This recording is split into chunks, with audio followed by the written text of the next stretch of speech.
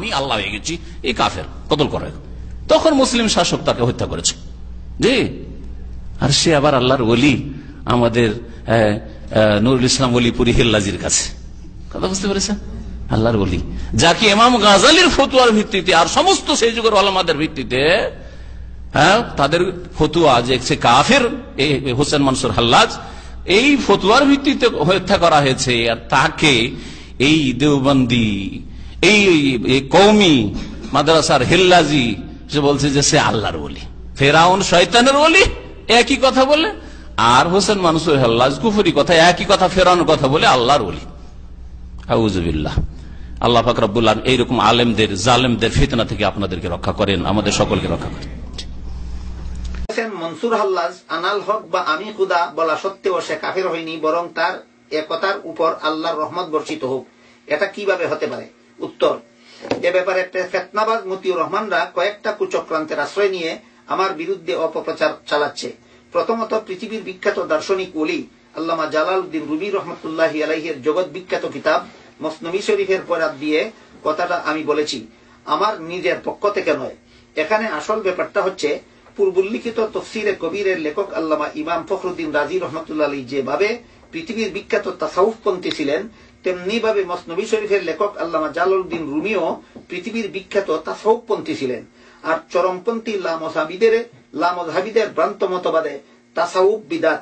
তাই এরা এত দুবয় বুজুর্গের লিখিত কিতাবদ্বয়ের রেফারেন্সে কোনো কথা বললে সরাসরি রেফারেন্স দাতার বিরুদ্ধেই কুৎসা রচনায় লেগে যায়। এজন্য আমি তফসিরে কবিরের বরাত দিয়ে কথা বলায় সরাসরি আমাকে কোরআনে অপব্যাখ্যা করা মিথ্যা অপবাদ দিয়ে দিল। আর মসনবী শরীফের রেফারেন্স দিয়ে কথা বলায় মনসুর হাল্লাজ সম্পর্কীয় বিতর্কে সরাসরি আমাকে তাদের বাক্যবানের টার্গেট করে নিল। তাই মনসুর হাল্লাজ সংক্রান্ত প্রশ্নের জবাবের আগে তাসাউফের বিষয়টা পরিষ্কার করে নেওয়া দরকার। ভ্রান্ত মতবাদী লামযহাবিরা বলে কুরআন হাদিসে তাসাউফ নেই, তাই এটা বেদাত এবং এর চর্চাকারীরা বেদাতি। এ গুমরাহী মন্তব্যের জবাব দেওয়ার আগে বলতে চাই, নামাজ, রোজা, বেহেশত, দুজক ইত্যাদি শব্দগুলিও তো কোরআন হাদিসে নাই। তাই এগুলির চর্চা ও আলোচনায় যারা লিপ্ত তাদেরকেও কি এসব ফিতনাবাজেরা বেদাতি বলবে? না বললে এখানে তাদের যে জবাব, তাসাউফের বেলায় আমাদেরও সেই জবাব।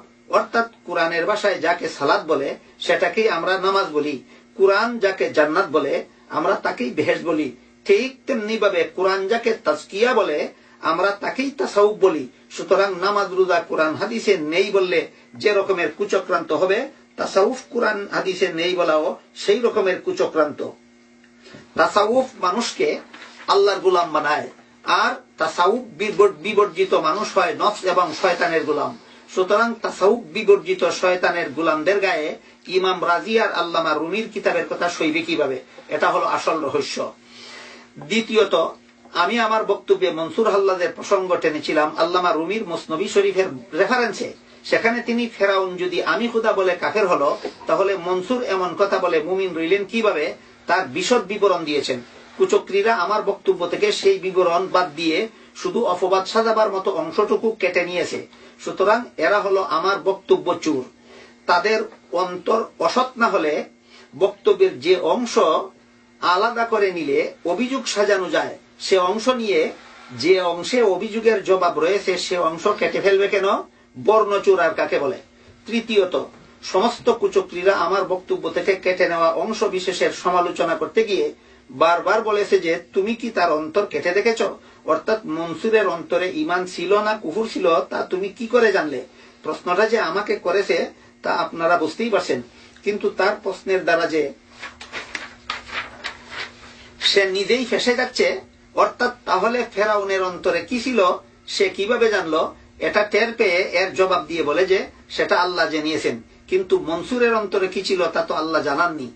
তাই তার ব্যাপারে সিদ্ধান্ত নিতে হবে তার বাচনিকের দ্বারা। এটা হচ্ছে ফিতনাবাজদের বক্তব্যের মর্ম।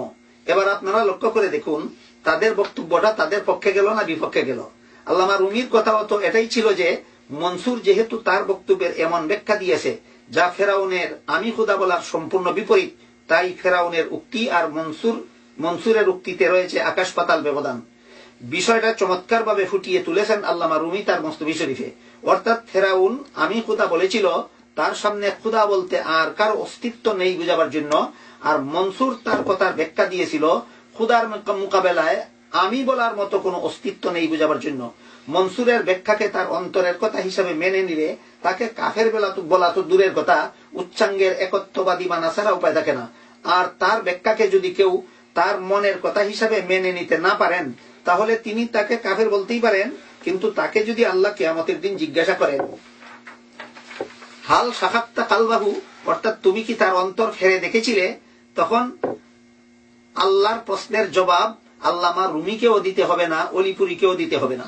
তাই তো ইমামে আজম হযরত আবু হানিফা রাহমাতুল্লাহ আলাইহি বলেন, কেউ যদি এমন একটা কথা বলে যে কথার 100টা ব্যাখ্যা হতে পারে, তোর মধ্যে 99টা ব্যাখ্যা মতেই সে কাফের হয়ে যায়, কিন্তু একটা ব্যাখ্যা মতে কাফের হয় না, তাহলে তাকে কাফের বলা যাবে না।